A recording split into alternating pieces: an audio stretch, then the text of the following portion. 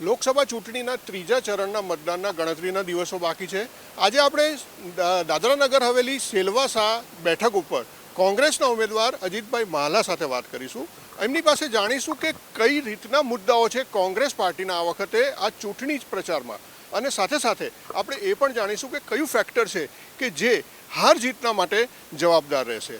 આપણી સાથે અત્યારે અજીતભાઈ માલા ઉપસ્થિત છે. આપણે એમની પાસે જાણીએ. અજીતભાઈ, જે રીતે કોંગ્રેસ પાર્ટીએ આપને ઉમેદવાર તરીકે નક્કી કર્યા છે અને કલાબેનની સામે આપની સીધી ટક્કર છે, કઈ રીતના મુદ્દાઓ રહેશે કે જેને કારણે તમે આપ એમની સામે ફાઇટ આપી શકશો? અમારા ખાસ મુદ્દા રહેશે કે જેને કરીને રોજગારી છે, ટોરન્ટ પાવરનો મુદ્દો છે, કે જંગલ જીવનનો સમસ્યા છે. ત્યાર પછીની તમે હમણાં ગામડામાં જાય તો પાણીની ઘણી બધી સમસ્યાઓ છે કે જ્યાં આજે તમે જઈને જોશો તો ત્યાં ટીપું પણ પાણી મળતું નથી. આ ઘણી બધી સમસ્યા છે. ત્યાર પછીની એમ જોવા જાય તો ઘણા બધા ગવર્મેન્ટ સર્વન્ટ છે કે જે હોસ્પિટલમાં કામ કરતા હતા, કે ટીચર ફેક્ટરીમાં કામ કરતા હતા, કે પીડબ્લ્યુડીમાં કામ કરતા હતા. ઘણા બધાને છૂટા બી કરવામાં આવ્યા છે. ત્યાર પછી આ લોકોની મોંઘવારીની હિસાબે જે પેમેન્ટ મળવા જોઈએ તે પેમેન્ટ નથી મળતા, સેલરીમાં ઓછી કરી દીધી છે. આવી ઘણી સમસ્યા લઈને અમે ગામડામાં લોકોને સમજાવીશું. જે રીતે અજીતભાઈ સેલવાસ બેઠકનું જો અગર આપણે ગણિત જોઈએ તો 2 લાખની આજુબાજુ મતદારો છે. 70-75% આસપાસ વોટિંગ પેટર્ન રહી છે અહીંયાની. એટલે કે 1.5 લાખ જેટલા વોટર વોટિંગ કરે છે આ બેઠક ઉપર. અને એની અંદર જ્યારે હાર જીતની જે ફેસલો છે એ ખૂબ જ માઇનોર વોટનો હોય છે, અને એને કારણે ઘણી વખત જે ખરેખર જીતનો ઉમેદવાર હોય એ હારી જતો હોય છે. શું કહેશો આ વખતે આ બધા જે ફેક્ટરો છે એને રોકવા માટેના કઈ રીતના પ્રયત્ન આપ પ્રચાર દરમિયાન કરી રહ્યા છો? આ સમયે અમે એવો ફેક્ટર રચી ગયો છે કે અમે ગામ ગામ જેવો ફરતા છે, લોકો અમને સમજાતા છે કે અમારા હાલના જે સાંસદ છે તે હર સમયે 5 વર્ષમાં પાર્ટી બદલી રહ્યા છે. લોકોની એની નારાજગી છે, ઘણી બધી નારાજગી છે, ને લોકો એવા માંગે છે કે જે પણ થશે તે કોંગ્રેસ પાર્ટીથી થશે, જે પણ સારું કરશે તે કોંગ્રેસ પાર્ટી કરી દેશે. આવું લોકોનો વિશ્વાસ જાળવી રહ્યો રાખ્યો છે. અને લોકો એમ કહેવા માંગે છે કે જો સંવિધાન બદલવાની વાત કરતા છે તો સંવિધાન નહીં બદલે એના માટે અમે 400 પાર જે આ લોકોનો આંકડો છે એ નહીં કરવા દે. ને ત્યાર પછી અમે આ બાજુ નક્કી કર્યું છે કે તમે અમે ગામડા જાશો તો તમને ખબર પડશે કે લોકો હાલમાં શું કરવા માંગે છે. લોકોને એક જ સમસ્યા છે કે હવે પછી જે પણ પક્ષની હવે સાંસદ છે એને હવે વોટ નહીં આપવાના, ને હવે પછી કોંગ્રેસની તરફેના જ બધા એક થશે એવી વિચારના લોકોની છે.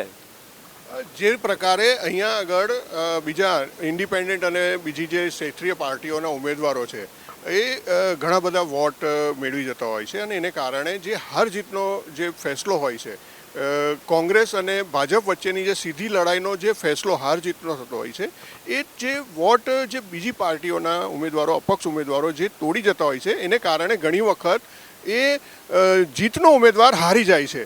અને આ જે ફેક્ટર રહી છે ઓછા વોટિંગની જે બેઠકો છે, લોકસભા બેઠકો છે, એની અંદર ખાસ આ પ્રકારની પેટર્ન જોવા મળે છે. તો એને રોકવા માટેના જે વોટર્સને વધુ પ્રમાણમાં વોટ થાય અને એ આ પ્રશ્ન હલ થાય એ માટેના કઈ રીતના જે તમારા પ્રયત્ન છે, અત્યારે હાલ તમે ડોર ટુ ડોર પ્રચાર કરી રહ્યા છો, લોકોને કઈ રીતે જાગૃત કરી રહ્યા છો?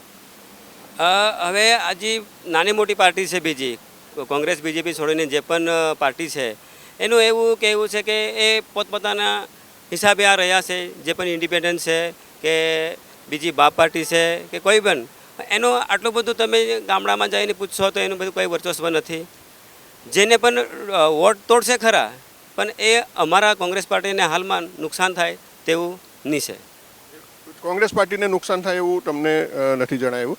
ખાસ હવે એક વસ્તુ આપણે જાણવી હતી કે જે રીતે અજીતભાઈ અહીંયા આગળ પહેલાં શિવસેનાના સાંસદ તરીકે કલાબેન ચૂંટાઈ આવ્યા હતા. આ વખતે એમણે સીધું જ બીજેપીમાંથી ઉમેદવારી નોંધાવી છે. એ પહેલાં મોહનભાઈ ડેલકર પણ સાંસદ હતા.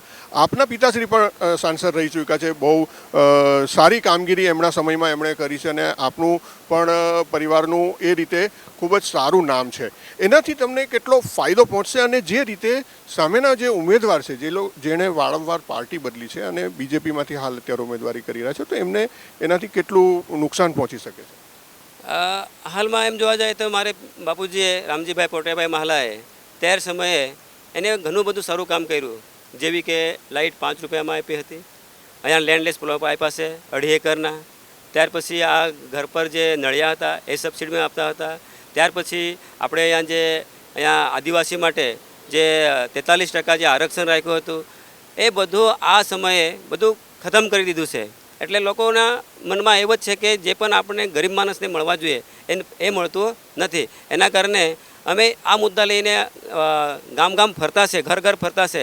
તેમાં અમારા બાપુજી કે અમારા જે મને જે ફ્રેન્ડ સર્કલ છે આ ઘણી સારી રીતે ઓળખે છે અને ઓળખથી અમે તમને સપોર્ટ કરીશું, આવું બધું આશ્વાસન ચાલી રહ્યું છે.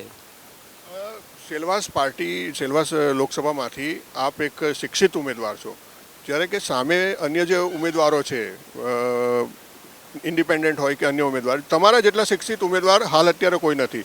અને શિક્ષક હોવાને નાતે તમારા સંપર્કો અને જે કંઈ પણ લોકોની સમસ્યા છે એનાથી તમે ખૂબ જ સારી રીતે વાકેફ છો.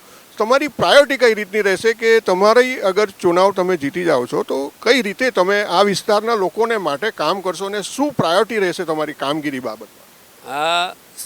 પહેલું તો અમે આ નક્કી કર્યું છે, જો અમારી જીત થાય તો પહેલાં અમે ગામ ગામ જઈને એક ગામની કઈ સમસ્યા છે, એક ગામમાં જાય તો આ ગામની કઈ સમસ્યા છે તે અમે પૂછીશું. ત્યાર પછી આ ગામના લોકોને કહ્યું કે તમે પોતે નિર્ણય લો ને પોતે નિર્ણય લઈને પછી અમે એ કામ આગળ વધીશું. આવું અમે ટોટલી દાદરાનગરના 72 ગામ છે, 72 ગામમાં ફરીને જે ગામની જે સમસ્યા છે ત્યાં અમે એક માળખો તૈયાર કરી લઈશું. પછી આ લોકોનું સાંભળી લેશું, સાંભળીને પછી આ લોકોને વિચાર કર્યો કે તમારે ગામમાં પહેલું કામ કયું કરવાનું છે. ત્યાર પછી અમે બીજું બી એક મુદ્દો છે કે અમારા જે ગવર્મેન્ટ સર્વન્ટ કેટલા બધાના પેમેન્ટ ઓછો કર્યો છે, કેટલા બધાને ઘેરે બેસાડ્યો છે. તો અમારો મેઇન મુદ્દો આ રહેશે કે એને અમે ખાસ કરીને ડેલિવરીસ હોય કે કોન્ટ્રાક્ટ પર હોય એને અમે પાછા નોકરી પર લેવાનો અમે પ્રયાસ જારી રાખીશું. તો જે રીતે તમે જણાવી રહ્યા છો કે રોજગારી લોકોની છીનવી લેવામાં આવી છે અને જે રીતે લોકોને બેરોજગાર કરી દેવામાં આવે છે એને માટે તમે રોજગારી પ્રાપ્ત થાય એવા પ્રયત્ન કરશો. કેટલી હદે તમને અત્યારે લોકોનો રિસ્પોન્સ મળી રહ્યો છે? લોકો કેટલા તમારી વાતોથી ખુશ છે અને તમારી ઉપર વિશ્વાસ કરીને વોટ આપવાને માટેની તૈયારી બતાવી છે? લોકોની મનમાં ખાલી એક જ છે, જે વંશ પરંપરાગત આવ્યું છે એને દૂર કરવાનું ને કોઈ એક નવો માણસ આવે ને નવા વિચારસરણીથી અહીંયા અમારું કામ કરી લે. આવી લોકોની વિચારસરણા છે એટલે લોકોના એક જ મનમાં છે કે આ ટાઈમે સરકાર બદલવાની એટલે બદલવાની છે. આપણે જોયું કે કોંગ્રેસ ઉમેદવાર અજીતભાઈ મહાલા જેમણે હાલ અત્યારે પ્રચાર દરમિયાન આપણી સાથે વાત કરતા હતા અને લોકોનો ખૂબ જ સારો સમર્થન મળી રહ્યું છે અને જે લોક સમસ્યા છે અહીંયા ઘડી 2 લાખથી આજુબાજુના મતદારો છે જેની કારણે હાર જીતની જે માર્જિનની જે વાત છે એ ખૂબ જ પાતળી હોય છે અને એને કારણે જે પણ ઉમેદવાર જીતે છે એ ખૂબ જ ઓછા મતથી જીતતા હોય છે. એવા સમયમાં કોંગ્રેસના ઉમેદવારને આશા છે કે ગામડે ગામડે જઈને તેઓ મતદારોની સાથે સંપર્ક કરીને કોંગ્રેસ પાર્ટીને મત આપવાને માટે તેઓ રાજી કરી રહ્યા છે અને લોકોનું પણ એમને એટલું સમર્થન મળી રહ્યું છે કે આ વખતે સરકાર બદલાશે અને સાંસદ પણ અહીંથી બદલાશે. કેમેરામેન રવિ વેન્ડે સાથે હું જયેશ સોની, ઇન્ડિયા ન્યૂઝ ગુજરાત, સેલવાસા.